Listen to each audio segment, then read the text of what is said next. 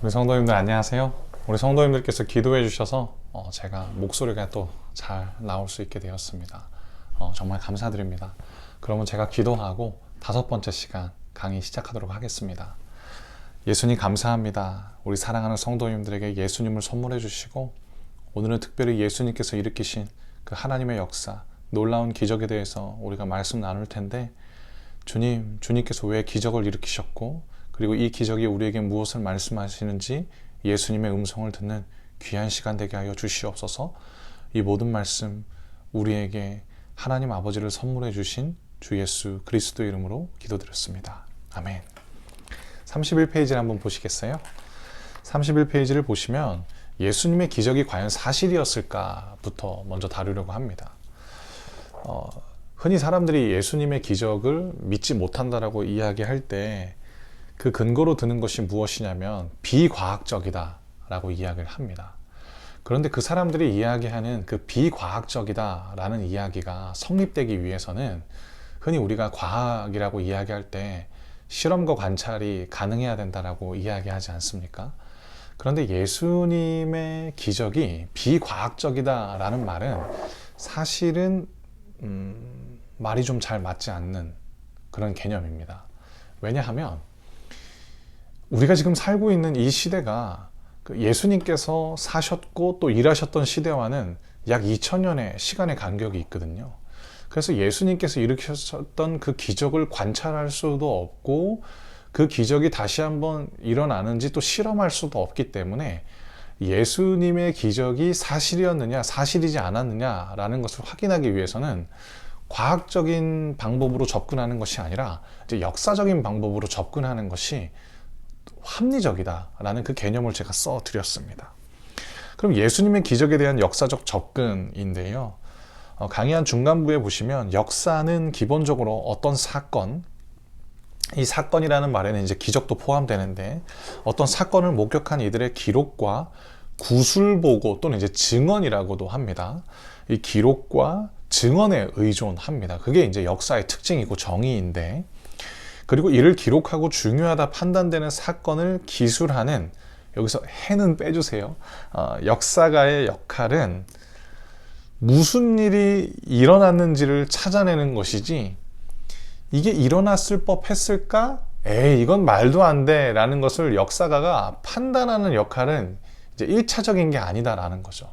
역사가는 기록이 있고 또 증언이 있으면 그것을 기록하는 것이 바로 역사가의 역할이라는 겁니다.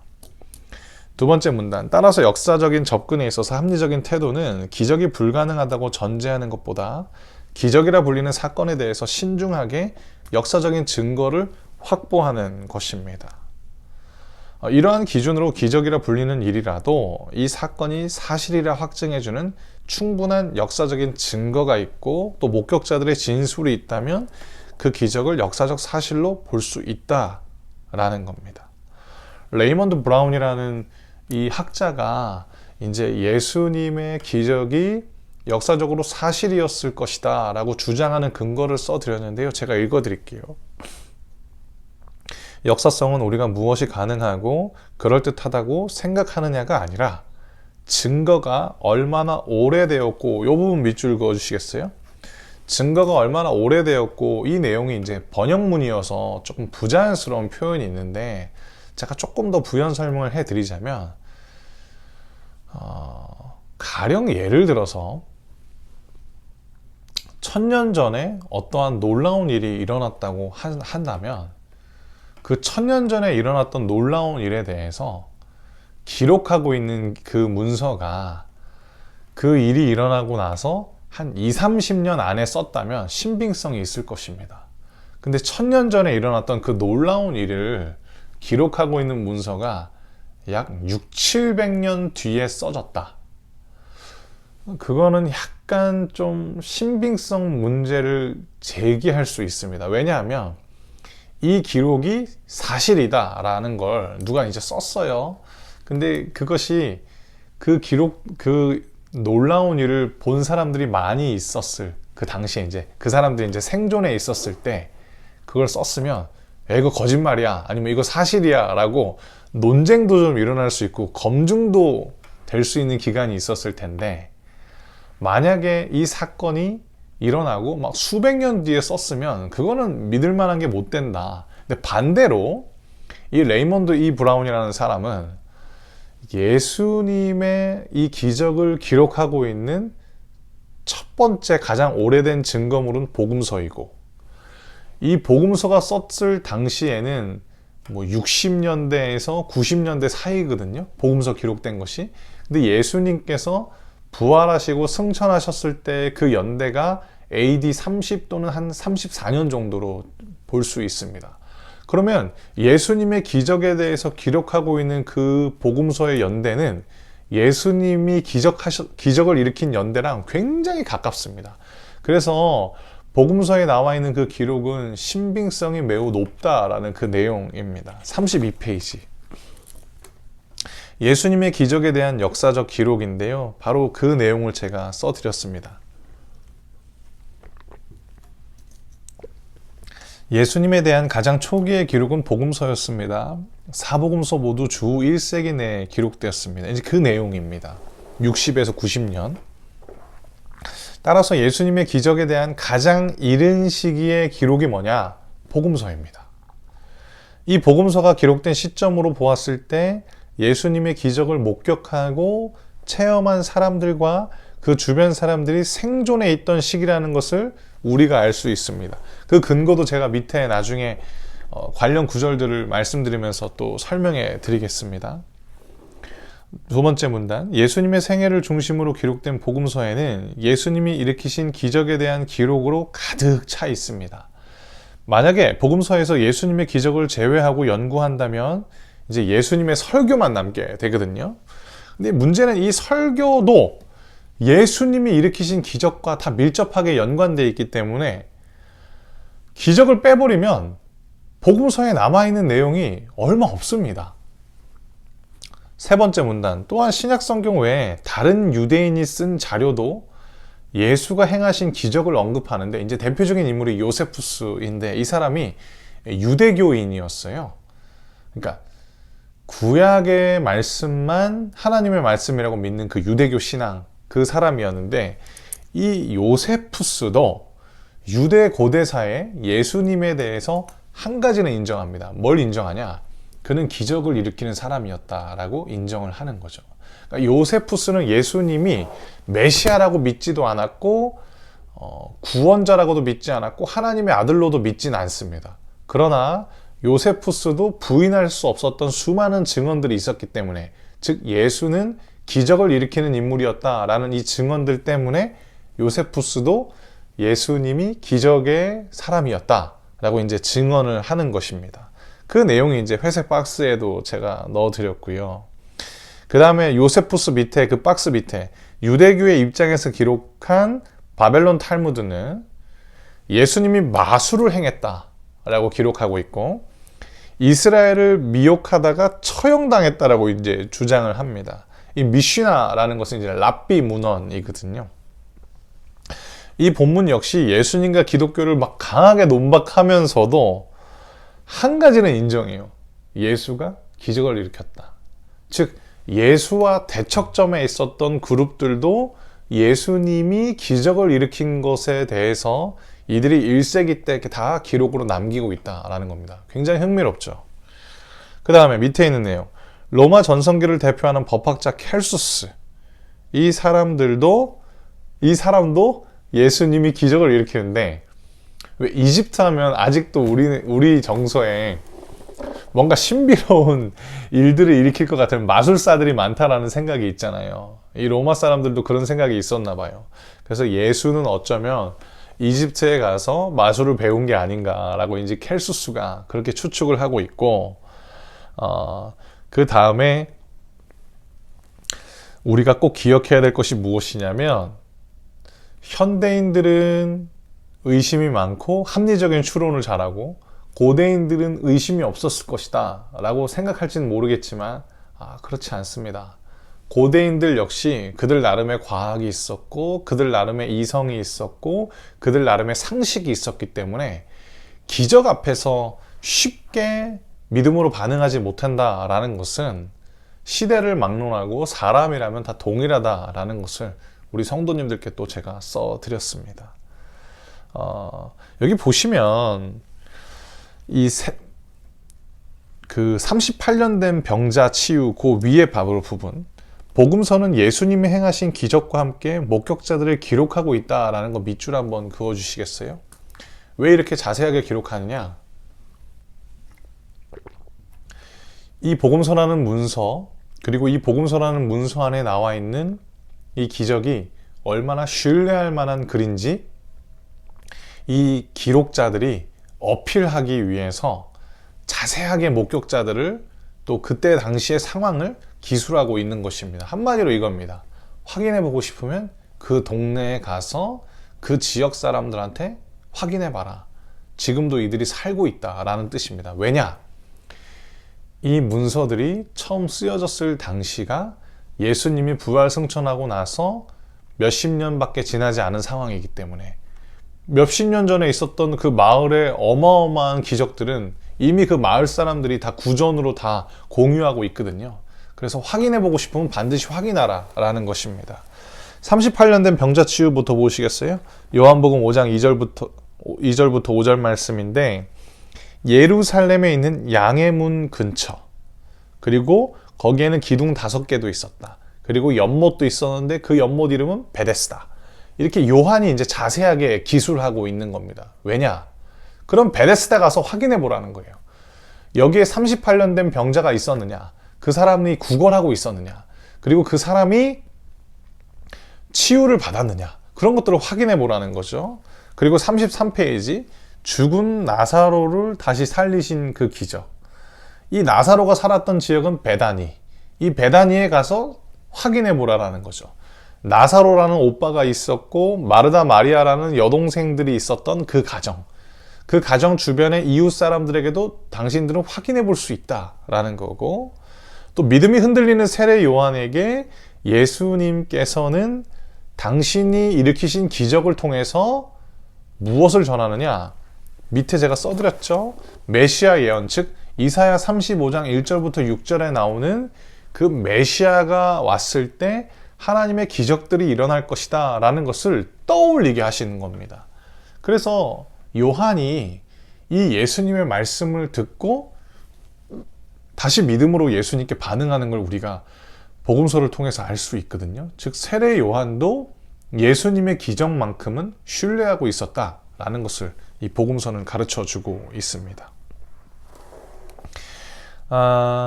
그래서 이 메시아 예언 회색 박스 밑에 보시면 예수님의 치유 기적은 예수님이 메시아요 하나님의 아들이라는 것을 보여주는 아주 중요한 증거였습니다. 즉 기적이 없으면 메시아가 아닌 거예요. 바꿔 말해서 예수님은 메시아였기 때문에 당연히 예수님의 생애와 예수님의 사역의 현장에 기적이 빈번하게 나타났다라는 겁니다. 두 번째 줄, 예수님이 기적을 일으키신 목적은 예수님을 믿는 믿음으로 구원을 얻게 하기 위한 또 하나의 선교와 복음전도 활동이었다라는 겁니다. 여기 보시면 이제 신인 사상이 나옵니다. 신인. 이제 그 헬레니즘 문화에서 신과 준하는 인간에 대한 개념이 나와요.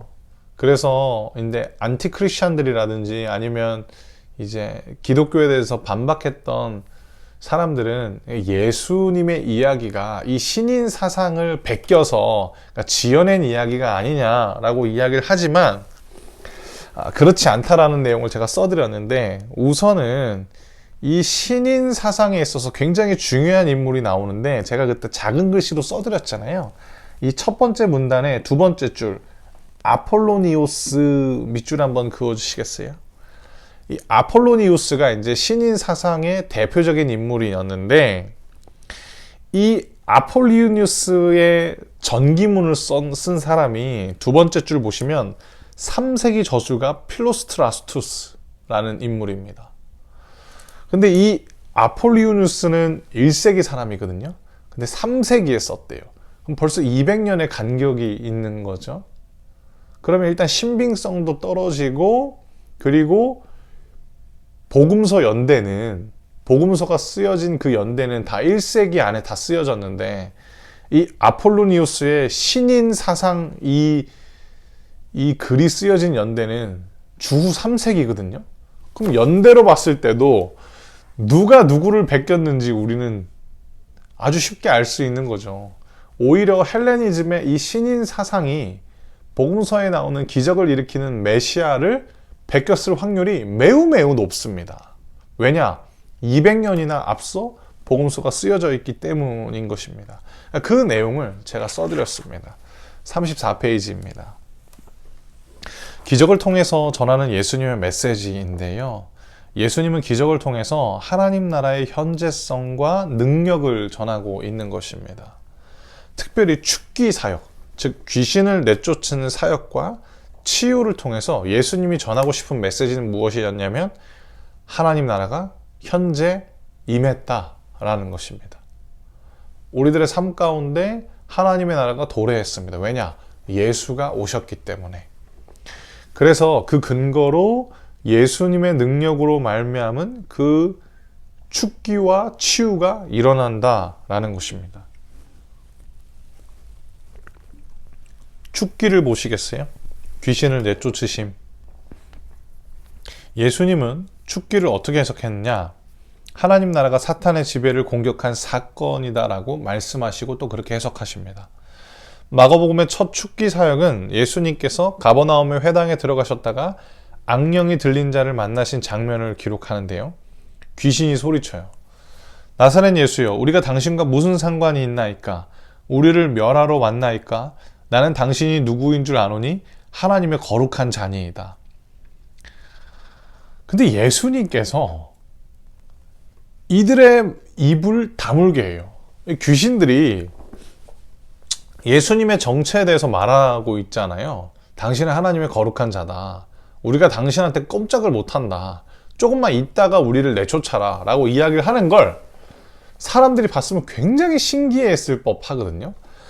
게다가 이때 당시에 예수님은 아직 유명해지시기 전이었어요. 첫 번째 기적이었기 때문에. 좀 잘만 활용하면 예수님께서 아주 효율적인 선교 사역을 하실 수 있을 텐데, 예수님은 귀신들의 역사를 통해서 복음을 전하지 않습니다. 그들과의 그 어떤 연대나 그 어떤 동역도 거부하시고 거절하십니다. 이 내용이 굉장히 중요한데, 예수님을 믿는 믿음은 언제나 성경이어야 합니다. 예수님의 말씀, 그리고 예수님의 아버지시자 우리의 아버지인 하나님의 말씀을 통해서만 올바른 신앙에 우리가 도달할 수 있습니다. 그것과 이탈된 것을 신앙의 근거로 삼을 때는 예수님께서 의도하신 신앙과는 점점 멀어질 수 있다는 것을 우리가 꼭 기억해야 합니다. 제가 왜 이 내용을 굉장히 중요하게 여기냐면,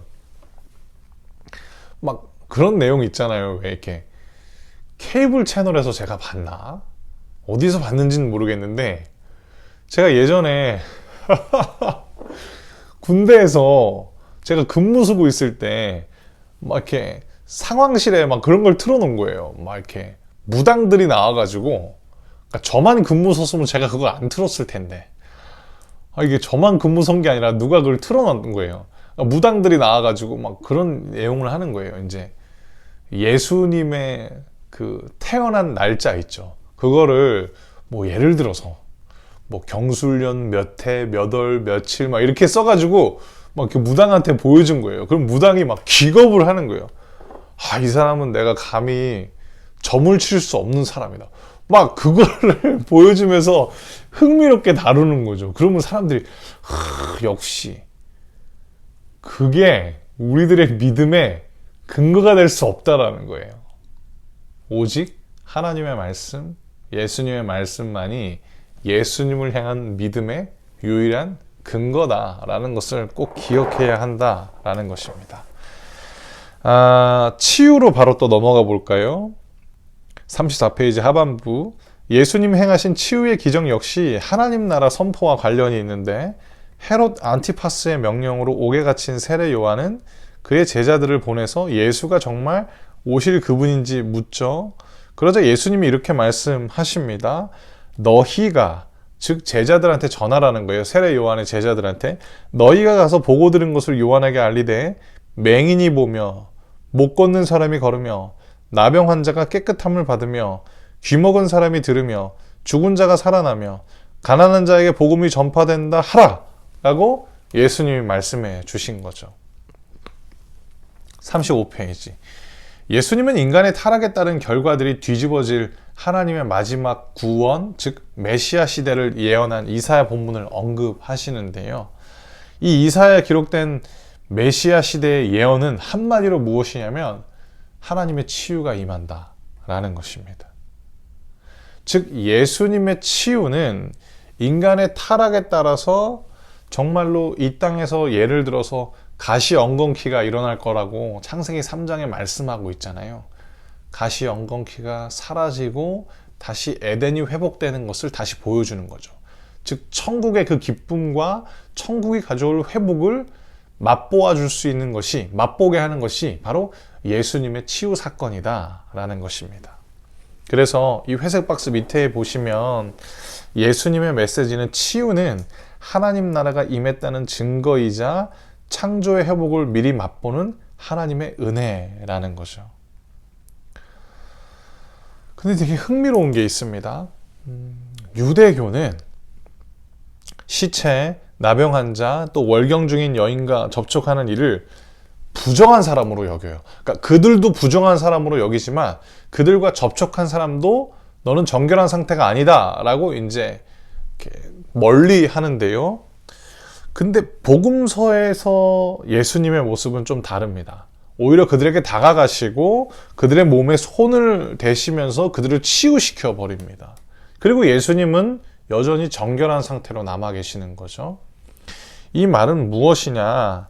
여기 밑에 문단 두 번째 줄, 예수님이 가져오시는 하나님 나라는 세상으로 말미암아 더럽혀지지 않고 도리어 세상을 바꿔놓는 하나님의 능력이라는 거죠. 기도에 대해서 좀 말씀드리고 싶은데, 기도도 마찬가지입니다. 우리 성도님들 그 어떤 기도도 하셔도 됩니다. 안전합니다. 왜냐? 우리들의 기도의 마침이 예수님의 이름이기 때문입니다. 시편이 150편까지 있는데 우리 성도님들 시편을 1편부터 150편까지 읽어보시면 영광스럽고 은혜스럽고 가슴 벅차는 식구들도 있지만 원수를 멸망시켜 달라든지 아니면 원수를 향해서 정말 이를 간다든지 아니면 내가 볼 때는 저 인간들 정말로 악한데 선한 사람들보다 훨씬 더 잘 먹고 잘 살고 있으니 하나님, 내가 하나님을 도대체가 믿을 수 없다. 하나님은 과연 정의로우시냐? 라고 이제 따지는 시들도 있습니다. 그러니까 별의 별 시들이 다 있습니다. 별의 별 시들이 다 있는 이유는 별의 별 기도가 다 있기 때문이고 하나님은 그 어떤 기도도 다 들어주실 수 있다라는 메시지가 시편에 나와 있기 때문이거든요. 마찬가지입니다. 복음서에 보면은 부정해 보이는 사람들은 다 등장합니다. 그런데 예수님은 그들에게 다가가서 그들을 정결케 하시고 예수님은 여전히 정결한 상태로 머물러 계십니다. 우리 성도님들의 마음 정말로 상하고 가슴 아프고 다른 사람들한테는 털어놓을 수 없는 정말 그 극악한 죄에 대한 고백이 있다 할지라도 예수님께는 다 털어놓으셔도 됩니다. 예수님은 여전히 정결한 상태로 우리 성도님들 앞에 서 계실 것이고 예수님의 이름으로 기도했기 때문에 우리 성도님들도 정결한 상태로 변화될 것입니다. 이것이 예수님이 가져오시는 치유와 또 예수님을 통해서 임한 그 하나님 나라의 성격인 것입니다. 자연 물질과 관련된 기적도 제가 써드렸는데 물을 포도주로 바꾸시는 이 요한복음 2장의 사건이라든지 빵과 물고기의 양이 늘어나게 하셨던 이 오병이어의 사건, 무화과 나무를 말라버리게 하셨다든지 무리를 걷고 폭풍과 풍랑을 잠재우는 그 사건. 그러면 자연과 물질과 관련됐다라는 것은 무엇이냐? 예수가 창조주 하나님과 동일한 권세와 영광과 능력을 갖고 계시는 분이다라는 것. 즉 예수가 인간의 몸을 입고 계심과 동시에 이 예수님은 신적 존재이다라는 것을 가르쳐주는 메시지인 것입니다. 마지막 페이지입니다. 36페이지로 한번 가보실까요? 특별히 우리가 한 기적을 살펴볼 텐데 우선은 두 번째 문단, 구약 성경은 여호와 하나님을 어떤 분으로 소개하느냐? 폭풍과 바다의 주로 찬양을 합니다. 즉 폭풍과 바다를 다스리고 계시는 주님으로 찬양하고 있는 것입니다. 그분이 바로 여호와다라는 것.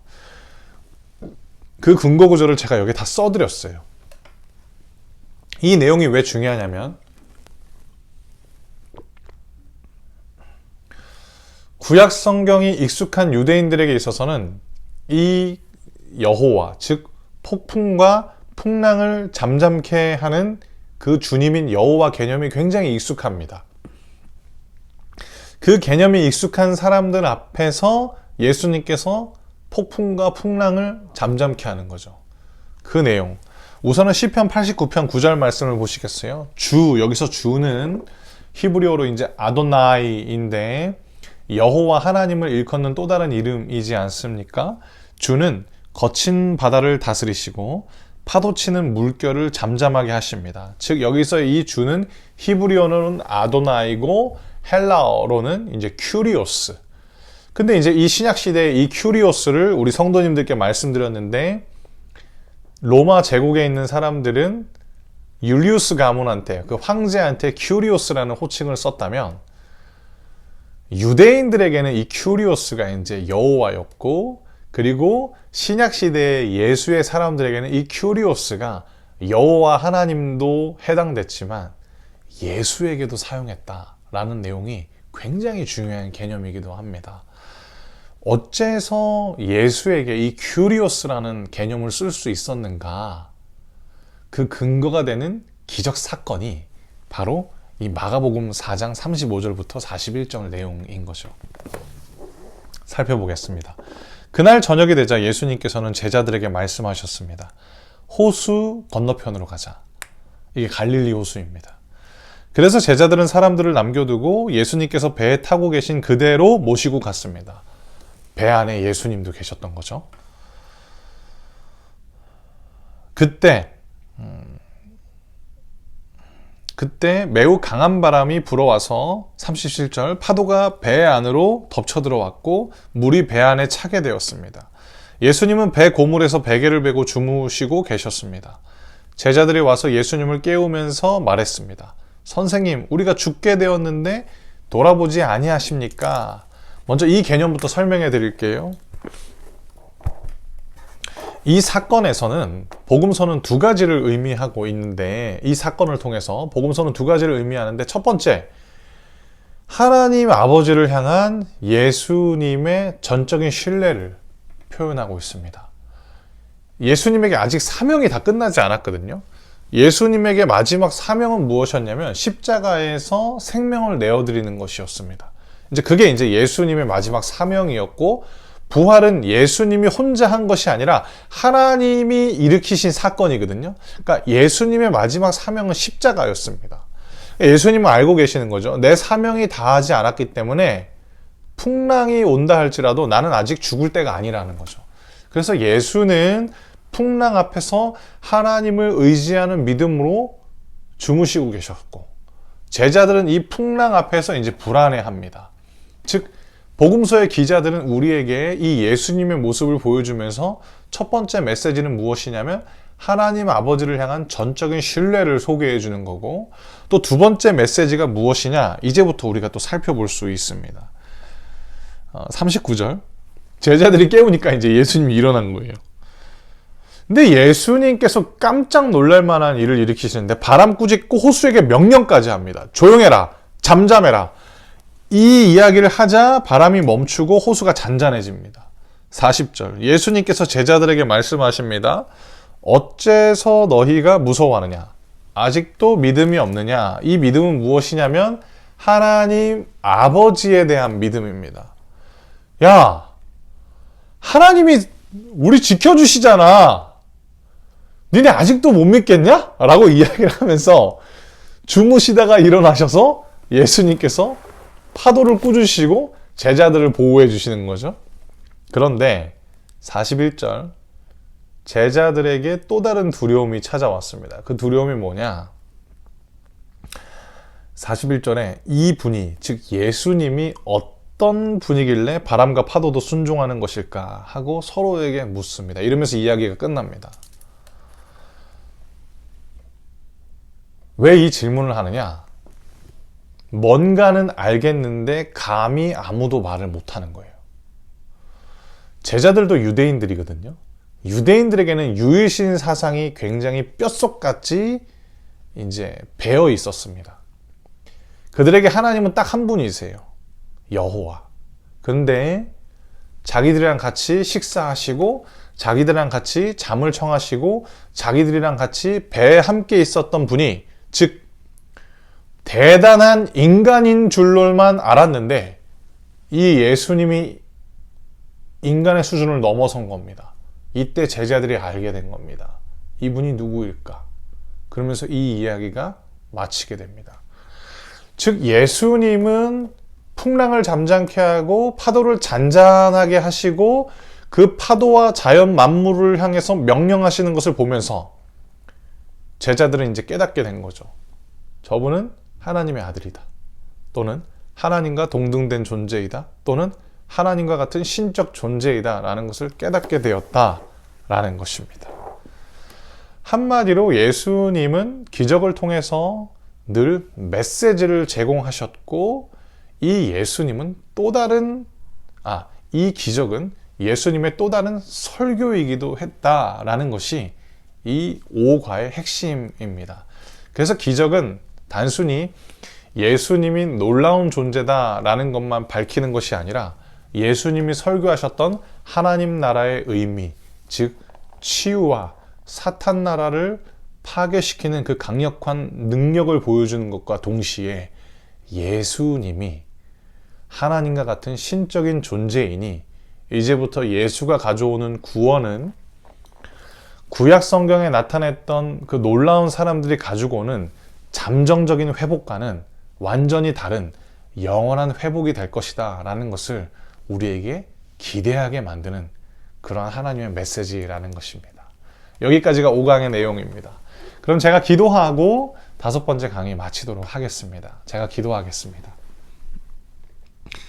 예수님, 우리 사랑하는 성도님들의 삶의 현장 가운데 우리 성도님들을 마치 집어삼킬 것처럼 다가오는 그 거대한 파도와 풍랑과 폭풍을 향해서 말씀하여 주시옵소서. 잠잠하라, 잠잠하라.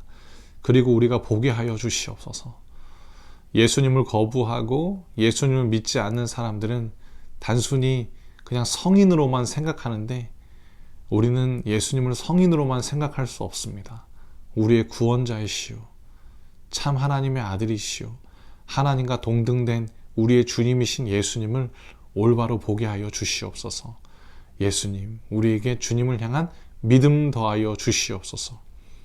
그리고 마지막으로 기도합니다. 우리는 예수님의 기적을 믿나이다. 주님, 우리들의 삶 가운데 반드시 필요한 예수님의 기적의 영역이 있다면 주여, 우리들의 삶 가운데, 우리 사랑하는 성도님들의 삶 가운데 예수님의 능력으로 회복시켜 주시고 악한 권세, 사단의 모든 권세들이 다 무너지게 하여 주시옵소서. 이 모든 말씀 우리의 전부이신 주 예수 그리스도 이름으로 기도드렸습니다. 아멘. 감사합니다.